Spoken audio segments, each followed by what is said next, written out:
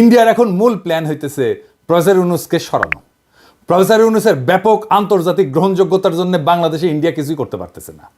Professor Yunus ইন্ডিয়ার গলার কাটা হইয়া দাঁড়াইছে, এই কাটা সরাইতে চাইতেছে ইন্ডিয়া। এই জন্য নির্বাচন দিয়ে সরে যাওয়ার চাপ তৈরি করতেছে যেন বাংলাদেশকে আবার দখল করতে পারে ইন্ডিয়া।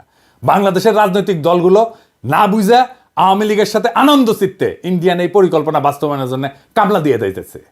মনে রাখবেন, প্রফেসর ইউনূসের অকাল বিদায় মানে ইন্ডিয়ার পুনরায় বাংলাদেশের তালুকদারি বহাল। এই জন্যে ফেব্রুয়ারিতে আওয়ামী লীগ কঠোর আন্দোলনে যাবে বলছে, আর বিএনপি নাকি সরকারকে সঠিক পথে আনতে আন্দোলনে নামবে। কোন পথে গেছে সরকার? কোন বেপথে গেছে সরকার? সঠিক পথ মানে কি?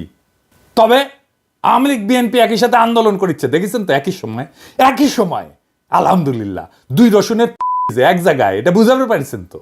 বিএনপি চায় আন্দোলন, আওয়ামী লীগও চায় আন্দোলন। বাহ, কি মজা!